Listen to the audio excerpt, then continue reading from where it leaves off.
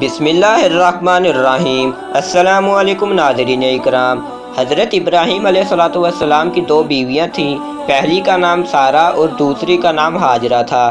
سرزمین شام میں حضرت ہاجرہ کے بطن پاک سے حضرت اسماعیل علیہ السلام پیدا ہوئے۔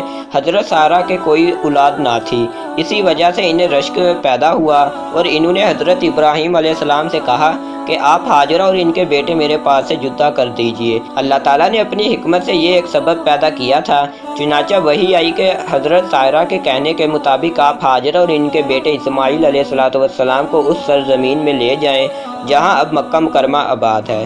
وحی کے مطابق حضرت ابراہیم علیہ السلام ہاجرہ اور ان کے بیٹے کو براق پر سوار کر کے شام سے سرزمین حرم میں لے آئے اور کعبہ مقدسہ کے نزدیک اتارا، جہاں اس وقت نہ کوئی آبادی تھی، نہ کوئی چشمہ، نہ کوئی پانی۔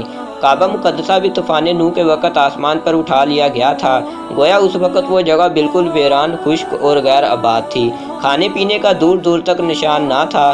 ایسے بھیانک مقام پر حضرت ابراہیم علیہ السلام نے ہاجرہ اور اسماعیل علیہ السلام کو کچھ کھجوریں اور ایک برتن پانی ان کو دے کے اتارا اور آپ وہاں سے واپس ہوئے اور مڑ کر ان کی طرف نہ دیکھا۔ حضرت ہاجرہ نے یہ صورتحال دیکھ کر عرض کیا کہ آپ ہمیں اس بے آب و گیا وادی میں تنہا چھوڑ کر کہاں جاتے ہیں؟ آپ نے کچھ جواب نہ دیا۔ حضرت ہاجرہ نے پھر پوچھا کہ کیا اللہ نے آپ کو اس کا حکم دیا ہے؟ آپ نے فرمایا ہاں۔ اس وقت آپ کو اطمینان ہوا۔ حضرت ابراہیم علیہ السلام چلے گئے۔ جب وہ پانی ختم ہو گیا اور پیاس کی شدت غالب ہوئی اور صاحبزادے کا حلق بھی خشک ہو گیا تو آپ علیہ السلام پانی کی تلاش میں صفا مروہ کی پہاڑیوں کے درمیان 7 مرتبہ ادھر ادھر دوڑی، یہاں تک کہ حضرت اسماعیل علیہ السلام کے قدم مبارک مارنے سے اس خشک زمین سے پانی نکل آیا، جو آج تک زمزم کے نام سے مشہور ہے۔ اتفاقاً وہاں سے ایک قبیلہ جراحم کا گزر ہوا، انہوں نے دور سے ایک پرندہ دیکھا۔ وہ حیران ہوئے کہ اس خشک وادی میں پرندہ کیسے؟ شاید کہیں پانی کا چشمہ نمودار ہوا ہے۔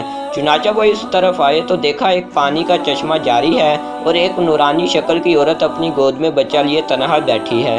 یہ منظر دیکھ کر وہ حیران رہ گئے اور قبیلہ والوں نے حضرت ہاجرہ سے وہاں بسنے کی اجازت چاہی۔ آپ نے اجازت دے دی۔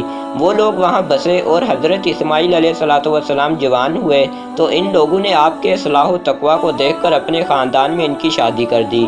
یہی وہ جگہ ہے جہاں اب کعبہ شریف اور مکہ مکرمہ کا شہر ہے، جہاں لوگ دور دراز سے زیارت کے لیے آتے ہیں۔